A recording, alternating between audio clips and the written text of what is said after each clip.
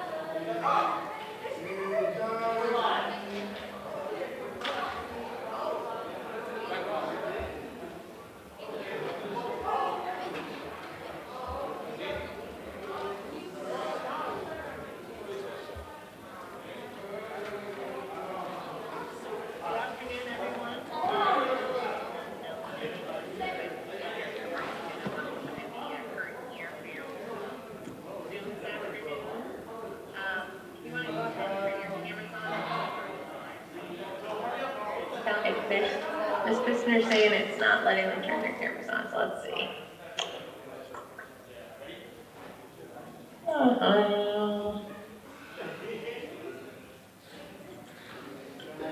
1 second, everybody. Get your cameras turned on.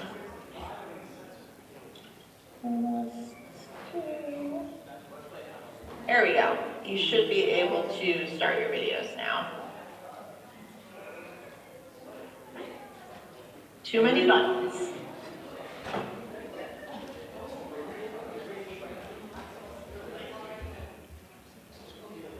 Dom, I had no idea you were going to be here. All these people. Okay, now, everybody's got cameras now? Yes? Good?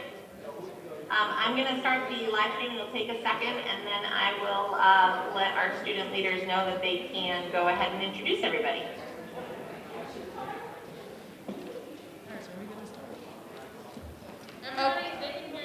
Okay, guys, so we are live, so we're about to get started, so just...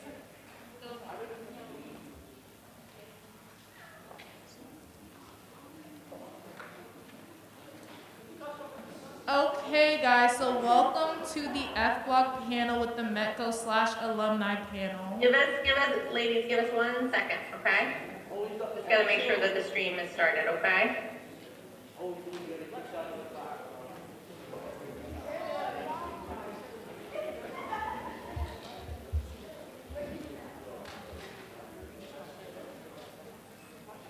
Okay, you are all set. Go for it. Okay, so we're gonna get started with the METCO Alumni panel for our F block. I'm Ashlyn, I'm one of the co-presidents for BLAC. I'm Annika, and I'm vice president of BLAC. And I'm Tiana, I'm another co-president of BLAC. And basically for this block, it's just a panel talking with some Newton North alum about just their time at Newton North, where they are and where they're going, and just getting their perspective on a variety of topics. So we're gonna go ahead and get started. Okay, so we're gonna start with, everybody can answer this question, your name, the city you live in, and what is your occupation? Everybody can start with that question.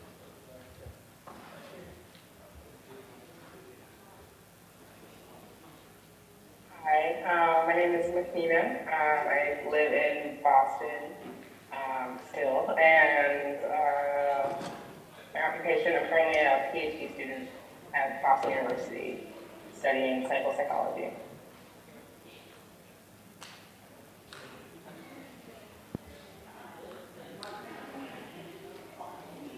I'll go next. Kyle Greenwich, live in Dorchester, and I am a school counselor at Boston Latin School. I'll go. I guess I'll go. Oh, sorry. Good morning. My name is Dr. Alicia Thomas. I live in Riverside, California, and I'm a licensed marriage and family therapist. Okay, good afternoon. My name is Raleigh Dudu. I am now I'm now an engineer at an electrical manufacturing company. And I still live in Lowell.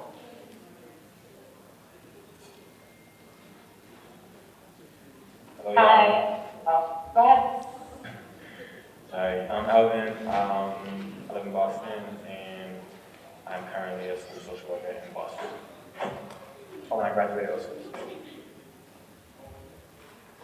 Hi, I'm Denise Nancy. I live in Boston. I moved away for a little bit, came back, and I run a nonprofit called the Rest Trail that offers vacations to activists and organizers of color. I'm also an entrepreneur. I run Pay Black Women, which is exactly what it says about promoting business amongst Black women. And I'm a full-time student at Harvard Extension School.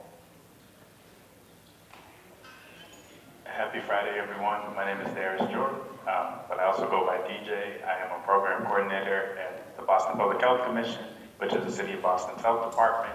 And I also live in Dorchester, so repping for the 02124 all day, every day. What's good, y'all? My name is Dom. I'm a full-time pre-law student at Roger Williams University. And I'm currently living in Bristol, Rhode Island, which is where my university is. Okay, so thank you everyone for being with us today. Hopefully the people in the audience are seeing some familiar faces, which is always nice. So our next question for you all is just, in general, what was your high school experience like at Newton North? Kind of like a little bit about like what your most exciting experience was, and also just some challenges that you faced being a student of color in a predominantly white school.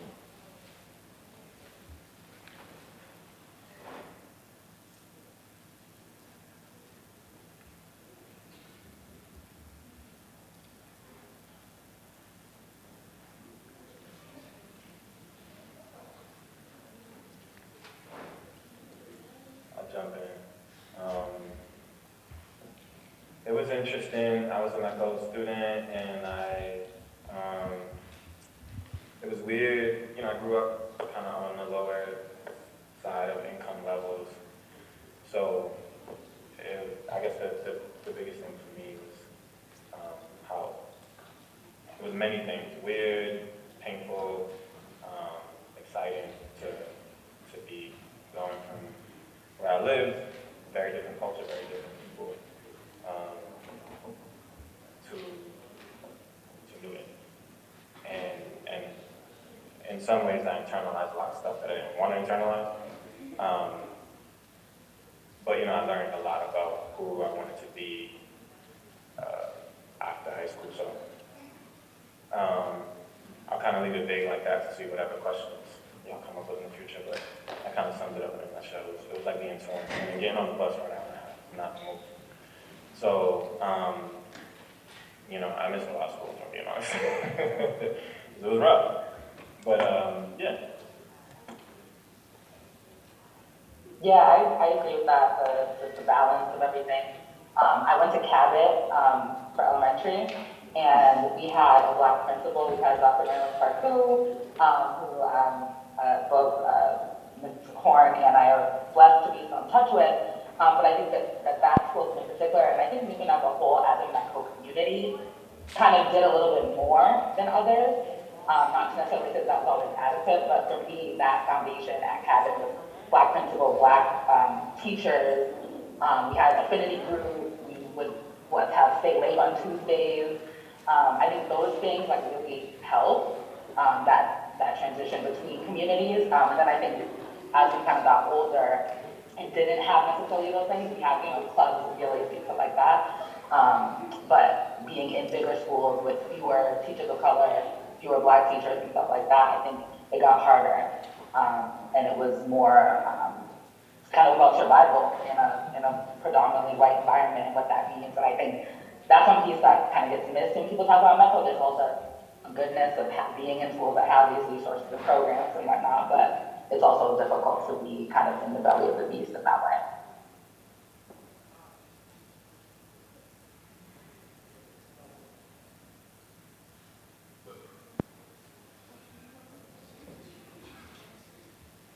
I can jump in here. So I would say high school, I feel like, was a really defining time in my life. I feel like my life was changing a lot, just a lot of life things happening as I kind of entered Newton North and throughout my time there. So I feel like I really, for the first time, got a sense of who I was going to be as an adult, right, in high school, which is really really incredible, and that was dope to look back on where I was at 16 and to be where I am now at 20 something. It's but it was kind of tough.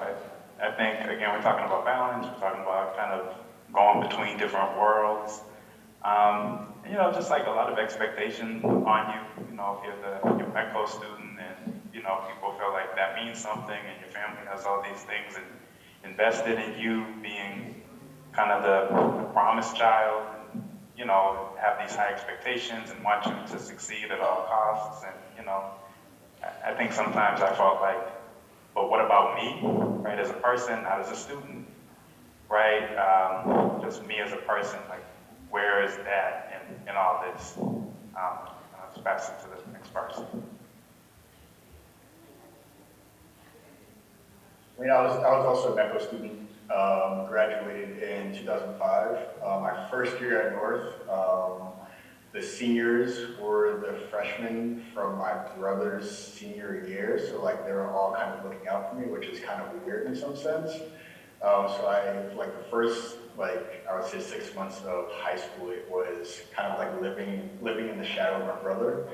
But then like eventually just figuring out like my own path, which was like super unconventional for anybody listening out there.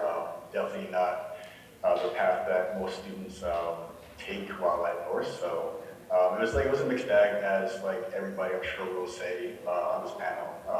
Everything from like making some really good connections, whether it be for some teachers, friends, whatever the case is, and then also going through some of those more difficult times where you kind of lean on your METCO friends and the trusted adults in the building. Hi, so we have two new people who joined. So could you say your name, the city you live in, and what your occupation is for us? I'll jump in. Hi, my name is Mirabel. All my friends call me Mira. I'm currently in, hold on 1 second. Thank you. Thank you. Thank you. Yeah. Have a great day. I'm sorry, guys, I'm at work. My name is Mirabel. My friends call me Mira. I'm currently living in Atlanta, Georgia at the moment. And what I do for work right now is a couple of things. So I currently work at a fertility clinic. And I've also recently been trained as a full spectrum doula, which means that I assist people with birthing, postpartum, pregnancy loss, and I am a newly certified fertility doula, so I help out with people throughout their fertility treatment as well. Did I miss a question in that little intro?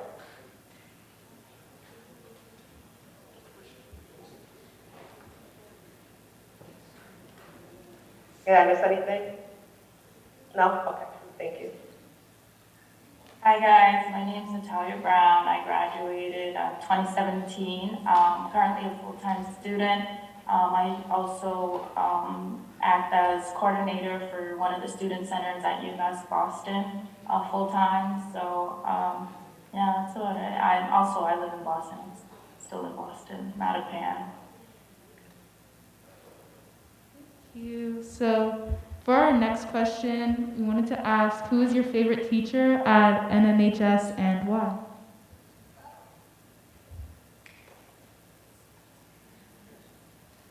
It's going to be hard for me to narrow this down. But top two, I'm sure I'm going to be missing somebody, so I'm going to hear it like via text message or whatnot. So, but yeah, definitely top two, I would have to say Tom in graphics, and then also Tracy Ryan or Tracy Harmon as who I met her as. Those two individuals have been in my corner for many, many years at this point, probably like 20 plus years.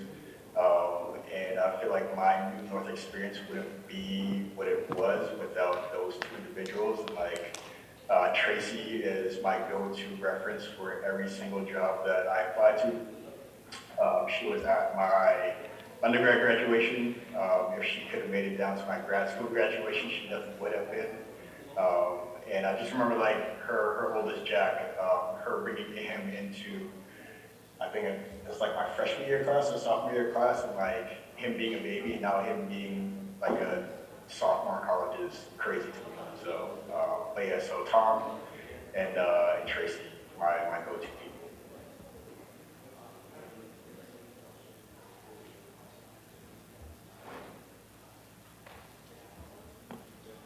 I guess I'll jump in. My favorite teacher at Newton North was, I would say, Miss Richardson. She really develops like a love, not just of like of reading, but of reading classic novels like the Odyssey and the Iliad. And I don't think I would have gravitated towards those type of books without her guidance or having her like teach that in class.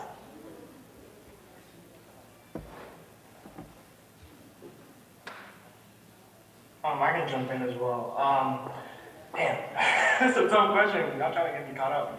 But I'm gonna have to go with three, if that's okay. I think Miss Leon, Mr. Goddard, and Miss Winston as well. Miss Winston was actually my BLS mentor, and she just took me under her wing. And Miss Leon was Mr. Young and Mr. Goddard were my teachers in the leadership class. And they just, I don't know, they exposed me to a lot of concepts and things that I never thought about through that class, so I'm deeply and forever grateful for that. So for our next question is, what extracurricular activities, theater or sports were you involved in at North, and how did that like affect your high school years? And like, was it fun? Were there any problems doing it, especially as a person of color? Like anything? So I actually never played sports or did theater or anything. I actually got into my extracurriculars because one time my academic support teacher was like, yeah, you guys need to join a club. And I instantly was gravitated to BLAC. And at the time, I believe Mathena was the president. And so instantly that was like where my heart was. And I just rode with that. And I found my niche in North through that experience. I was never really into the other, the other categories of things, that I wasn't, into the sports, or I wasn't interested necessarily in going into theater, but, being able to find a space for the first time in my experience in Newton where people had, the same agenda as me, had like-mindedness, and it wasn't in a place of, well, what's your thought as the Black students? Or, we just were able to be open and free about, who we are and our experiences and what was going on in school.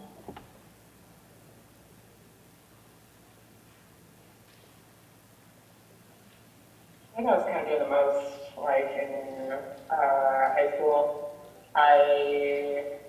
Early on, tried to get into theater, was, like, fully my thing, and then I think I also tried to do track. That was not my thing. I was not in shape, and then I tried to, like, do sprints, and no one told me I could come prepared to do sprints that day, and I almost threw up. I think, yeah, I really loved, like, BLAC. I was the vice president my junior year, I was the president of junior year, and I really enjoyed that community, like being able to have like space, like after school, or even having like things during school, like where you like just kind of do whatever you want with people that look like you, and like, I don't know, have like a lot of fun, but also like talk about things that matter to you, and not just because like you were saying, like because you were like a token like person in the environment. Yeah, I can't think of some other things that I was getting into, like DLS. It's not necessarily like an extracurricular, but yeah, there's a couple other things I feel like. But I think definitely DLIC was like number one for me. Dr. Thomas, any extracurriculars that you were a part of? Anything you have to say about extracurriculars, especially at North during your time? It's so funny that you called on me because I actually unmuted myself to share. I did try a couple of different things while I was at North. Some things that I got forced into, like I pretended to do track when I was a freshman. My family wanted me to, and I didn't actually do it. And I got told to do a play when I was a freshman because Miss Dover was overseeing that play. That's my aunt, and I just got placed in it. But it actually turned out to be something I enjoyed. I ended up doing at least one theater show every year while I was at North. And I was in Jubilee. I know that it's a class, but it was also kind of extracurricular with outside performances. And BLAC, I was a big sister my senior year. And it was cool. It was cool to be able to try so many different activities, things that I wasn't sure I would like, but I ended up enjoying them. There were some challenges with it, still being a student of color, because sometimes we did get overlooked for lead roles in some of the plays or musicals. And it was good to have teachers advocating for us to mix it up, have different leaders. But it was nice to just be a part of a team and have a new experience, something that I wasn't used to.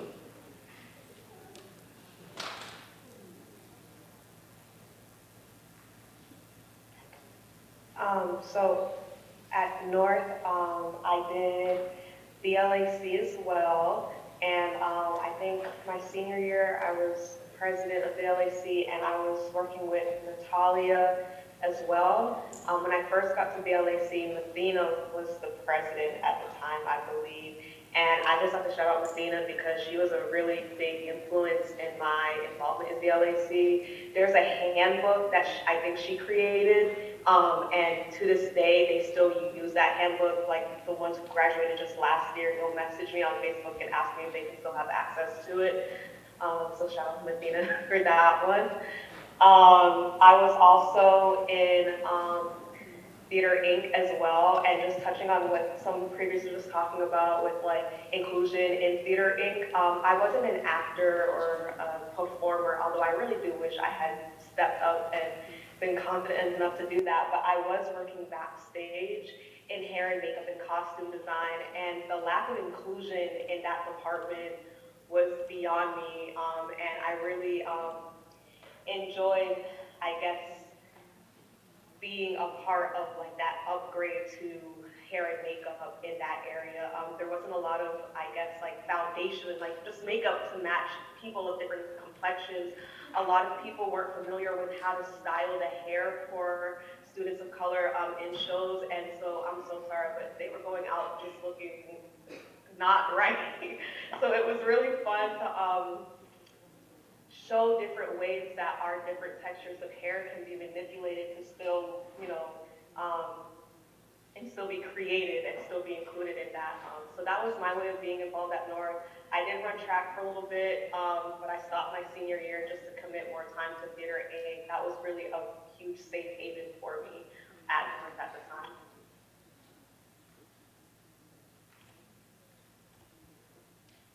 Okay, so the next question is, this is for the METCO alum. Did you ever feel like you were mistreated because you were part of the METCO program at your time?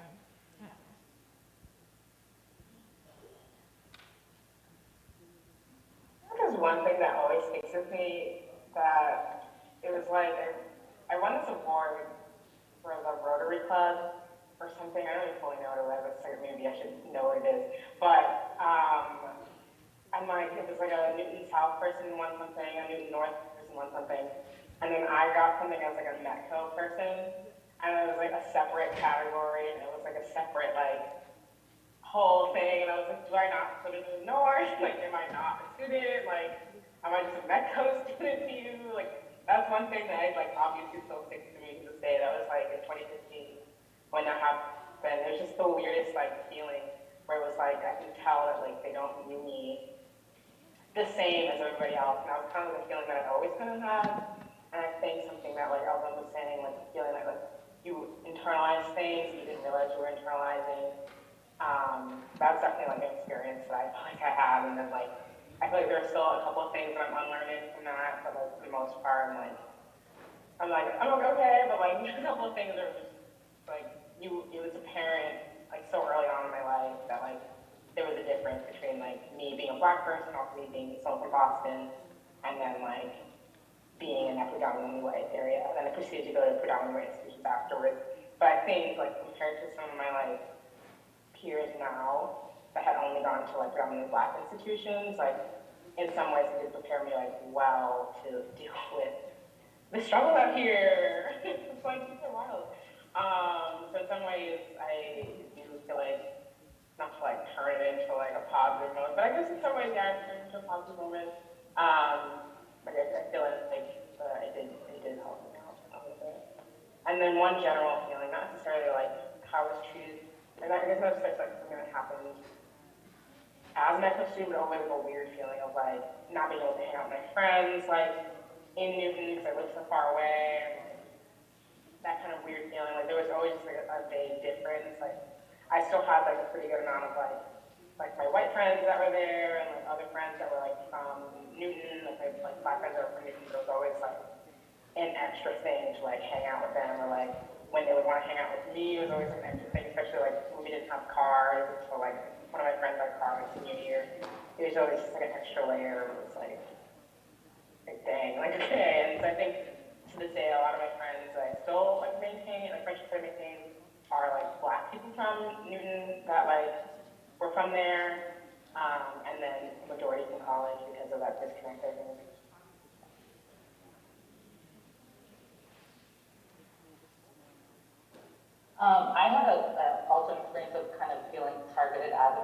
student. I think I have a unique experience, so I went to North and South. I actually was pushed out of the North by the principal at the time, and I ended up graduating in 2010 from the South. But essentially, my status as a METCO student was kind of used to say that I wasn't essentially like living up to my potential. My grades weren't that good. I wasn't failing. I never had any like disciplinary actions or suspensions or anything. But essentially, the principal at the time kind of like had this vendetta as like someone who was pretty outspoken at the time as a young person as well as now, to kind of fire me and get me out the paint, so to speak. And so she actually did that. Luckily, I had teachers from like middle school who ended up at South when I was there, and I ended up graduating, thank goodness. But I think that if I hadn't been in METCO, that she wouldn't have been able to kind of use that as like, you're not living up to a certain standard. Because if I was a student, like I was just being an average student, I could have been a better student, but that would have been okay. And as a METCO student, she really kind of wanted to say that it wasn't all right for me to kind of be mediocre in my grades. But it wasn't really about that. But anyway, I did end up having support on the other side, which was really good.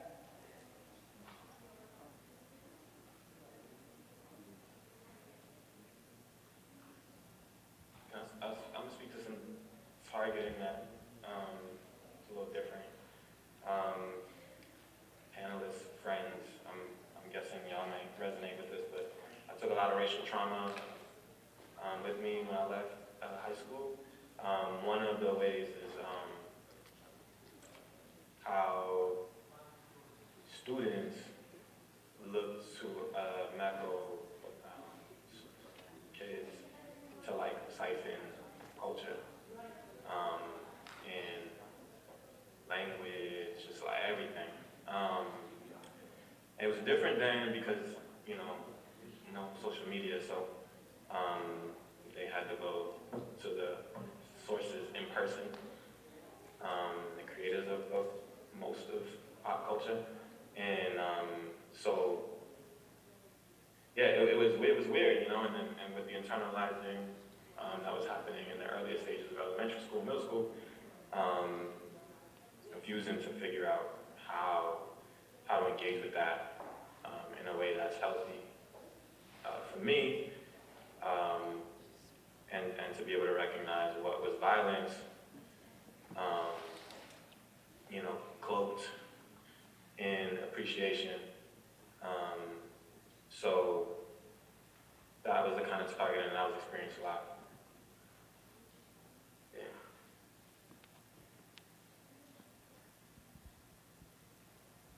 Okay, our next question is, did you have any mentors growing up at school or within your community? And if so, who were they and how did they impact your life?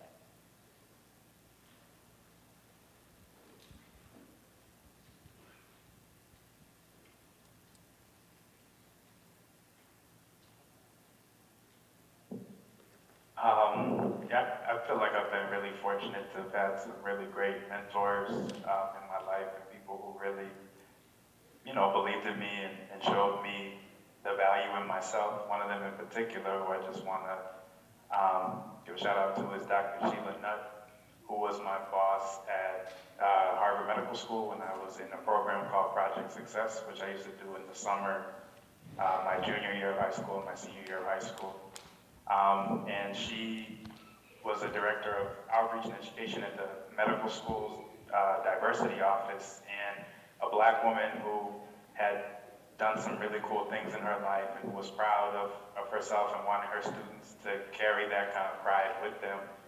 So she used to end every meeting that we had with the high five, where she made us all say 5 positive things about ourselves, because so many times in the world, we see the negative in ourselves, we see the negatives in the people around us, and just as Black people, we're told we're not really it.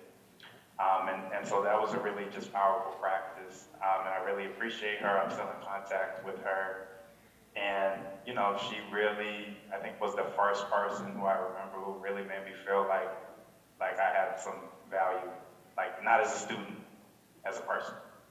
So.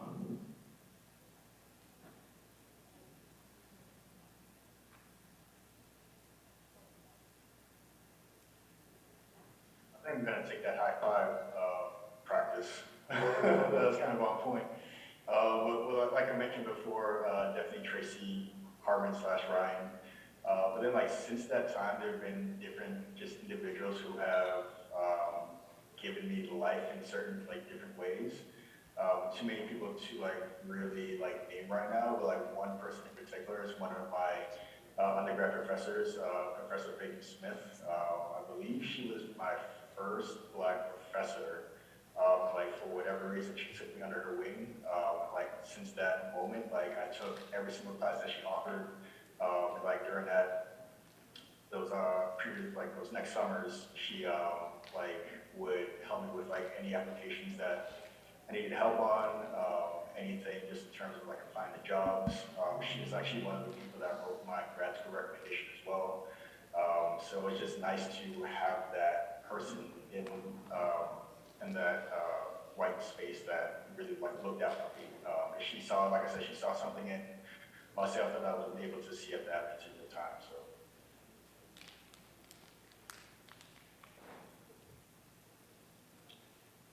I would say a huge mentor for me was in undergrad at Hampshire College. I had a professor named Mr. Jola Branner, and he was the greatest influence for me ever. I went to school to study, well, Hampshire, we designed our own majors. I particularly was interested in studying how writing worked as a mode of like healing for families in general and children. I'm really interested in like oral tradition and spoken words and things like that. And while I felt like I was a strong writer, I was not able to show that because I was really trapped in my own self. I was always overthinking it in my head. And that professor was somebody who completely got me to use my voice in the loudest way possible. And I owe him so much gratitude for that. There's so much that I would not have been able to accomplish without him making me step out of my comfort zone and making me feel comfortable with being vulnerable.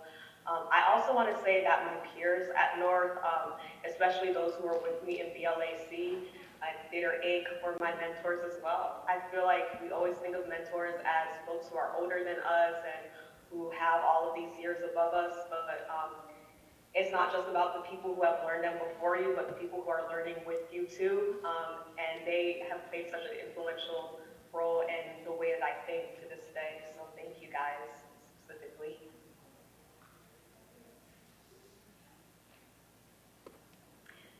I wanted to share also, just agreeing with a lot of what's already been shared, just being fortunate enough to have more than one person in my life that's been influential, between my church community, my family members, particularly my mom, and my mom's a member, and I'm a member too of Alpha Kappa Alpha Sorority Incorporated, which is the first Black sorority for college-educated women.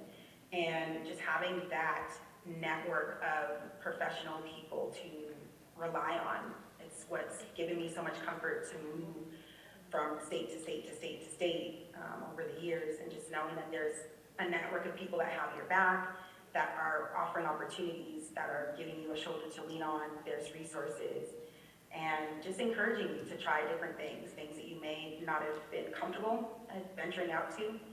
Even as I mentioned in high school, trying theater wasn't something I thought I'd like, but I really did enjoy it.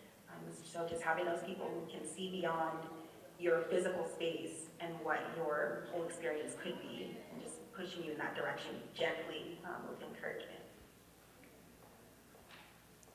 It's really nice to know that like mentors are everywhere. The next question will be for METCO alumni, and it is, how did the METCO program prepare you for your life after high school?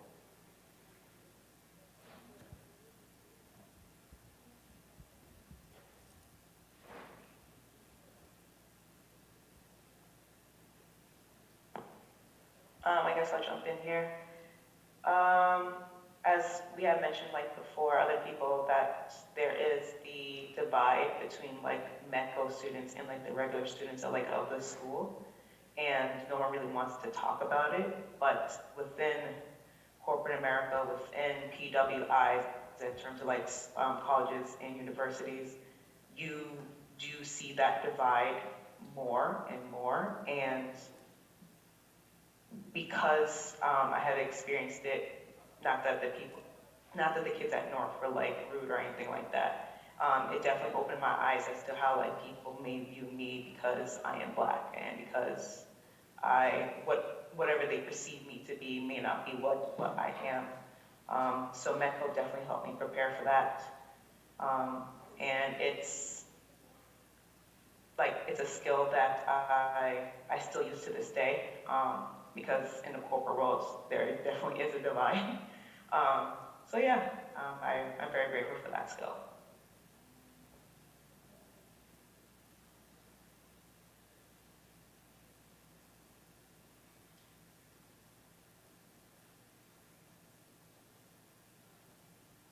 For me, I think, like I said earlier, my elementary school experience, I think, really gave me a good grounding in being in this space, but also having like Black teachers and support.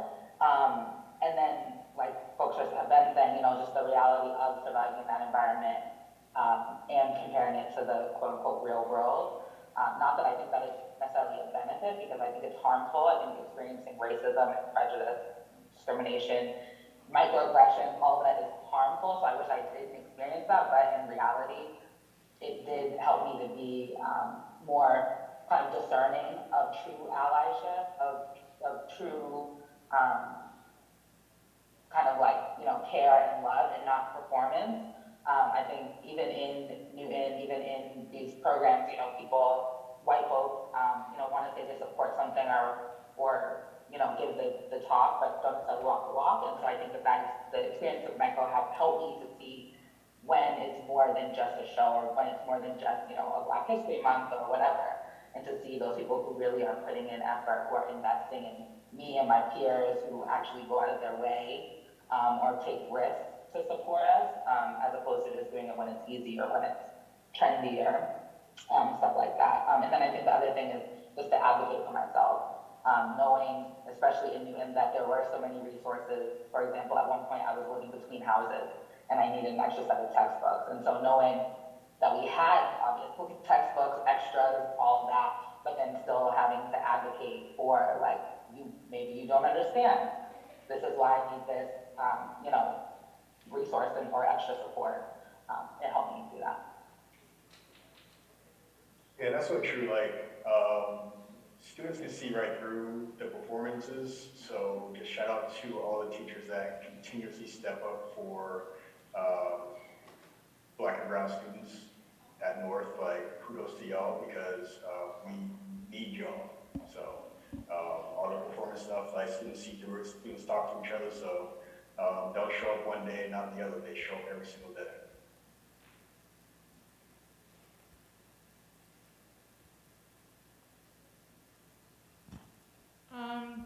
Okay, so we're gonna move on to the next question. I do just want to say that it's really nice to hear, being that we're all in the METCO program now, and I'm in my last year, that like all of this isn't for nothing, and that we're learning some things that we're gonna end up using. So, the next question is, how did you deal with uncomfortable situations? So these can either be microaggressions that have been said to you, racial comments, or like a teacher not handling a racial situation in like a fair way.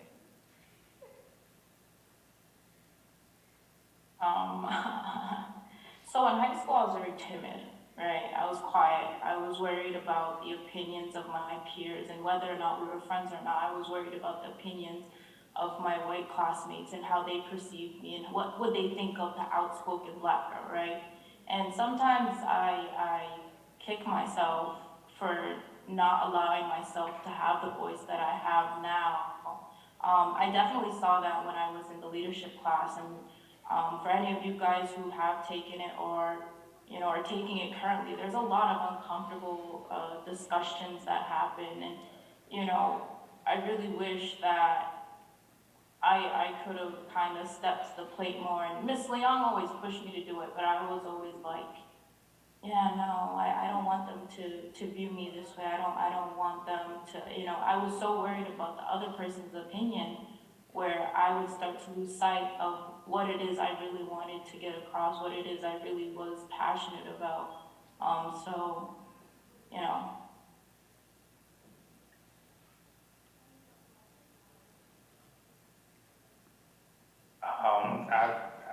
with everything that Natalia just said. I also was very soft-spoken in high school.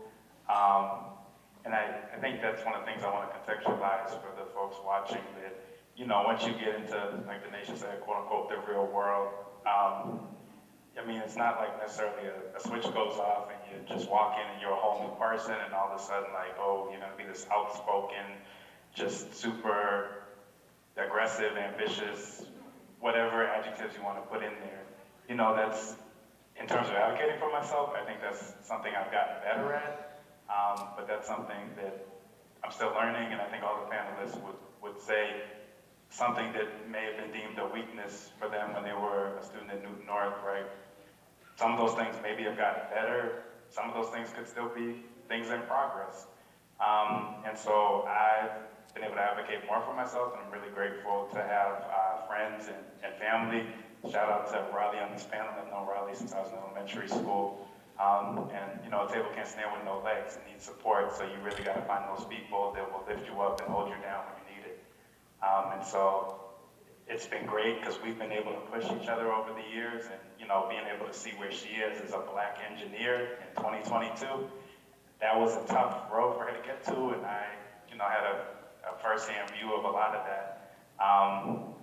But I'm really proud of her, and I would just say, you know who your people are, and you know, when you see your friends and stuff, and you know they're not doing the right thing, or you know they're kind of messing around, or you know they need to get themselves together, don't be afraid to call them on their stuff. So, thanks, Riley, for that. That's a good segue into, go ahead. All right, did you want to ask another question? You can move on if you want to. You can answer, it's okay. So I wanted to offer another perspective that I just hadn't heard from yet, but it's something that I've been reflecting on a lot lately. So a lot of people have been adding that, you know, they felt that their voices were quieter in high school, and then when they left, they were able to have it more amplified. It was actually quite the opposite for me. I felt like I was a lot more rebellious in high school and more willing to speak up and out loud in high school. But the experience that I had in high school as a result of me speaking out a lot kind of pushed me into my shell more into college. So I found myself not as outspoken in college as I was in high school. And that's something that I'm currently working on programming myself from right now.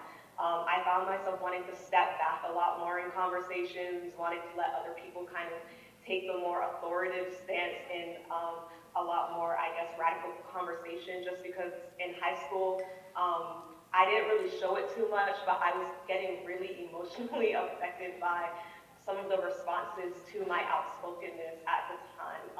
And I don't talk about it too often, but in reflection, it did definitely influence the way I carried myself in college. I regret that a lot. I feel like college was the perfect opportunity for me to continue being very outspoken and very diligent about the work that I like to do. But the past is the past, and I'm here today. And it's just something that I've accepted, and I'm unpacking that right now. But yeah. And if I could hop in really quickly, I would just say for me, I was, I guess, on the other side of that spectrum where I was always quite outspoken, pretty much always said what was on my mind, which got me into a lot of trouble. So my response to microaggressions, to racist incidents, all those things were always to fight. And I think, like folks are saying, knowing who your people are, having the support systems around you, but then knowing that I also needed to speak up. I started the GSA actually at Bay Middle School, which was the first GSA in a public middle school in Massachusetts. And just the way that went, the school was basically saying, you know, you all aren't old enough to have a GSA, but if it was high school, it would be different. So I went and found the law around GSA, which is interesting because it was started to protect Bible clubs. But the point being that the law said any secondary school in Massachusetts that has extracurricular clubs has to allow for any other extracurricular club. And so I took that to the principal at the time and said, like, the law actually backs me up, and so that's it. And they let it go, and they said, okay, fine. And I actually learned later that that was not true, that that secondary school language was not actually applicable legally to middle schools. But it didn't matter because I had a backup, I had the crew, I had the confidence. I think they were tired of dealing with me also. So that was just a really big learning moment that sometimes just putting it out there makes it happen even if you don't necessarily have the truth to back it up. So a couple of you alluded to the idea of having your people. So our next question was, how did you find your people in high school and in college? For me in high school, they found me.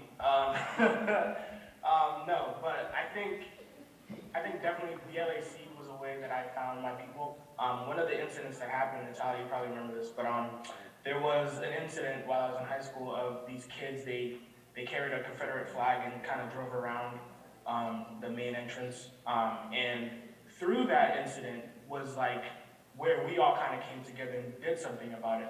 And through that was when I kind of like was like, okay, I need to be more involved. And like I got dragged, literally, which is good. I love it. I got dragged. Everyone's like, yo, BLAC, you're here. And I was like, cool. And through that was like, I really like found myself. And now I'm not going to plug my podcast, but I do have a podcast where I talk about things from my perspective. If y'all want more information, you know, I could drop that. But through that incident, I found my people, and like I said, they found me, both in high school and in college. So I'm very thankful for that.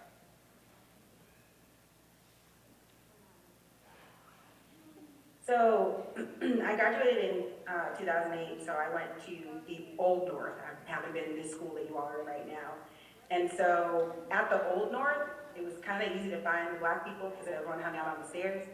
I'm not a METCO student. I grew up in Newton, but all of my best friends are in the METCO program, so that's where I was drawn to. It was really easy to find. And I had family there, and so we just knew the stairs is where you went to hang out, and it was the library steps. It had been that way for years, and it just felt like home. And because that felt so safe and comfortable to me, being a Black student living in Newton, so I was around predominantly White people after school, because like others were saying, when the METCO students go home, I was also missing my friends, like what am I supposed to do now? And so because of that, it drove me to attend an HBCU. So I went to Morgan State in Baltimore, Maryland, and just found more and more of my people, and I love it.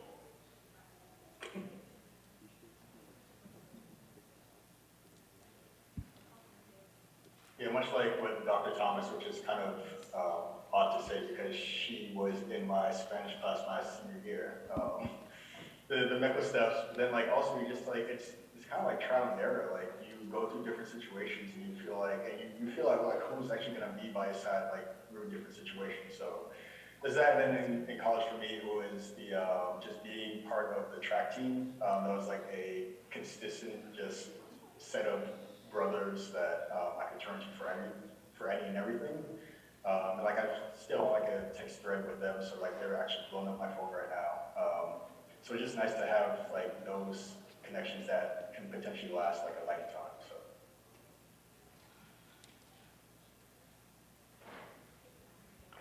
I just want to add, I agree to what's being said. I also think it's important just to say that, you know, sometimes your relationships will change and somebody you may have been close to, you all may just grow in different directions, and that's okay. So my best friend from kindergarten all the way through, I'll say through about 10th grade, was Michael Denny, right? We were both METCO students, so he grew up in Roxbury, and I still see his parents from time to time. And it's not that we had some kind of falling out, it's not that anything happened, it's just that we were growing and going in different directions. And you know, I think for me that was really hard to let go of because he at that point had been my best friend for like 11, going on 12 years. But you know, you live and you learn, and so I had other friends, and one of my friends who I'm really grateful for is Tamara Matama, who was a Black student living in Newton, and she found me. I was sitting down reading a book one day, back when I used to read on the regular, and she just walked up to me and she said, "Why are you so light-skinned? And like, what are you?" So she is from Uganda, which is a country in Central Africa, so she was not used to seeing people of my complexion. And you know, from that day on, I could just never get rid of her. she's a dope person and she's a real one in every sense of the word. So I'm really grateful that my light skinnedness brought her to me. So, coming up with memories like that, I wanted to ask you guys, what was your favorite memory as a METCO student in the METCO program or as a Newton student in North? Like your just favorite memory that has always stuck with you after your high school years? I have to hop in because I'm so excited for this question. My most favorite memory ever was Black Culture Day that BLAC ran. The whole day went so smoothly, but most importantly, what I was most happy about was we did this analysis of Kendrick Lamar's album, To Pimp a Butterfly, with the whole school in the auditorium, and the work it took to get that cleared with the principal, the work it took to get all the lyrics printed out, all of that, that was my favorite day ever. I use that on my resume and cover letter to this day. So yes, that was my favorite day. And it was really fun. When I was at North, it was a very different political times. It was around like moments with Trayvon Martin, Michael Brown. So tensions amongst people of different communities was very much thick in the air at North at the moment. And I just feel like that one day and that one analysis where we kind of had fun listening to something and really breaking down those lyrics as a whole school, I'll never forget it. It's something I hold dear to my heart forever.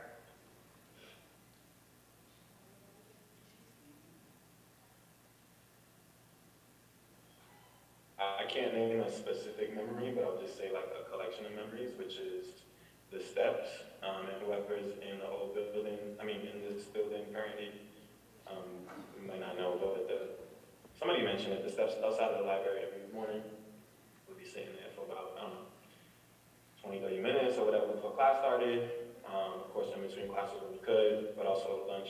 So every day, at least twice a day, there was the opportunity to find joy, connection, community. So those were always dope memories. Even if they're like we just chilling, you know what I mean? All that.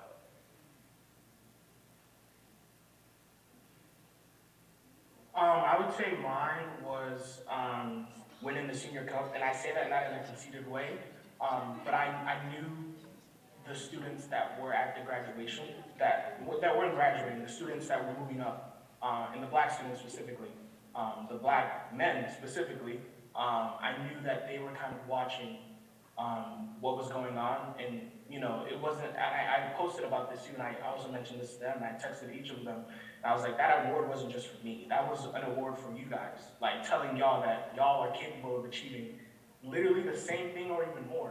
And you just have to work hard. So that award for me was huge for me and all my friends and everybody that knew me. So yeah, that was my favorite moment.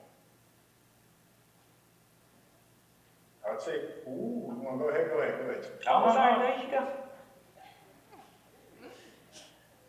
Okay, I guess I'll go. I would say my favorite collection of memories would be being in Miss Diggs' office. She was our METCO counselor at the time, and whether it was like the new building or the old building, during lunchtime, that was always a safe place to go. Sometimes it got a little rowdy. It was interesting, but watching how like the other students interacted with each other, how they interacted like with Miss Diggs, and whether she'd be tired of us or not, that was always like wonderful to see, and also like stealing or trying to steal DJ's food and him getting upset. That was my favorite pastime. But yeah, those were my best memories at North.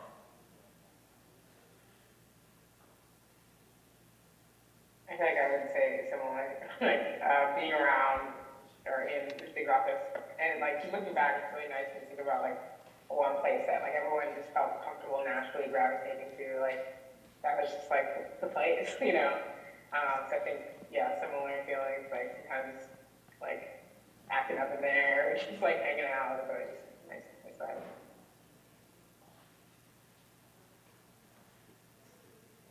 that was going to be the memory I shared as well, just being in Ms. Diggs' office.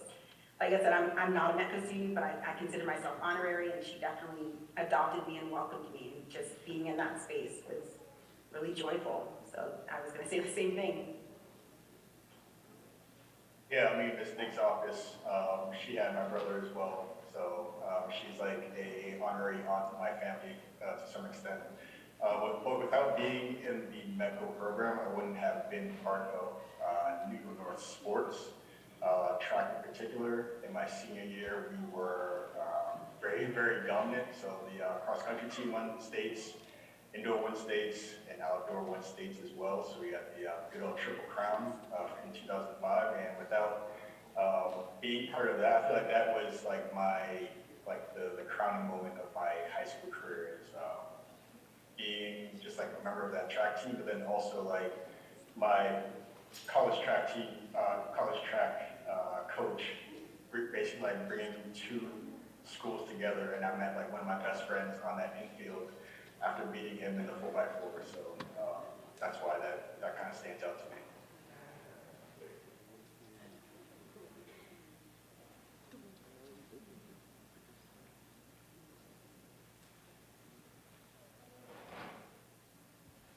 Okay, so thank you all for sharing your favorite memories. So our last question for today will be, what did you consider your greatest accomplishment to date?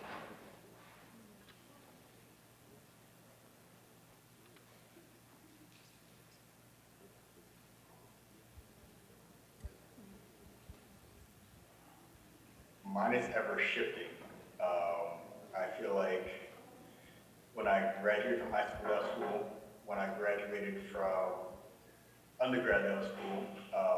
While I was in grad school, the only person I wanted to watch me walk across that stage was my grandmother. And I think having her troop down to New York for that moment was probably like the best moment of like all.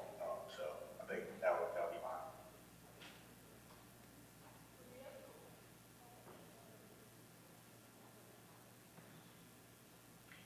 For me, I would have to say, it probably gonna sound cliche, but getting my doctorate degree, and also just being a therapist, being a Black mental health therapist and advocating for communities of color to talk more about mental health.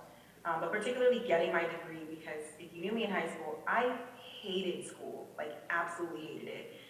So many people in my family and church like make fun of me because I disliked it so much that they can't believe I went and got 3 degrees afterwards.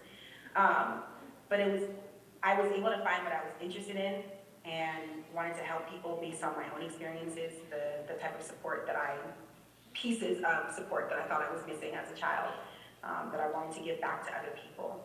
And so being allowed to have this educational journey and spiritual journey to connect with other beings, to talk about mental health and improve their wellness and their well-being overall, is really a great joy and accomplishment for me. And it's ever growing, just like Kyle said.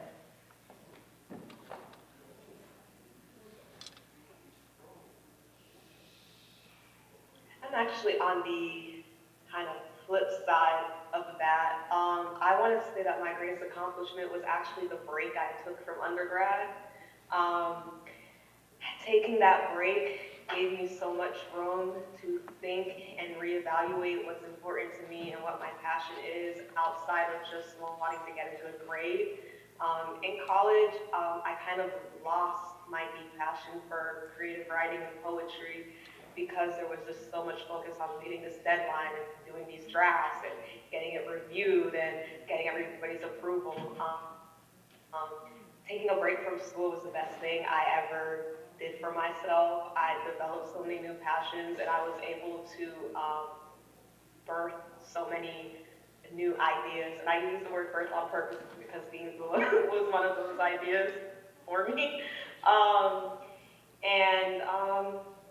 It just gave me a lot of space to think about, for example, things I wish I did differently with undergrad too. Like if I could go back, I probably would have gone to community college first and done another 2 years at a bigger school I feel like this break from school has made me a better person and much more wiser with everything that I've experienced with it. So yeah, that would be my greatest accomplishment. I guess the healing that I've done in my break from the rush of academia and life and structure. I would say my greatest accomplishment, well, before I get into that, I just posted something in the chat. Taraji P. Henson actually spoke recently to Boston's Museum of Science about her own mental health journey, the narrative around Black mental health, and the work that her foundation is doing in that space. So you can watch that broadcast for about the next month. So you should check that out. Really powerful event and just super timely. But in terms of my greatest accomplishment, I would actually say just directing my own life. I think for a long time, I'll say probably the first 21 years or so, I really felt like a passenger in my own life. Like I was looking to other people for direction to kind of dictate what I was supposed to be doing, what I was supposed to be doing in terms of a purpose and my passions and type of career path. And I really let other people dictate those decisions to the point where, I don't know, I could see myself like a plane, right? Like just going down in slow motion. And it wasn't until really I crashed and burned that I was able to clean it all up and say for the first time, like, am I doing this because somebody's telling me to do this? Am I doing this because somebody wants me to do this? Am I doing this because it's a nice thing to do? Or am I doing this because I genuinely want to do this and am passionate about it? And so I'm really proud of myself because that was a really tough time, and I think it changed a lot of the dynamics in my life and relationships with people I had in my life because it was me stepping out for myself for the first time. But I'm grateful to have crossed that bridge in my 20s as opposed to people who may not face that ever or later in life in their 40s and 50s. So being the captain of my own ship and being okay with that and kind of sitting in that space and also encouraging other people to make their way into that space. So time is officially over. Thank you so much for coming and like speaking on this panel. And I feel like I've never really heard of a panel like this and like all the insight from past years and like some familiar faces as well. It's been really nice knowing like life after high school and like your memories back on this school. So thank you so much for coming and participating. Hope you guys have a good rest of Black History Month. Woo! And yeah, thank you.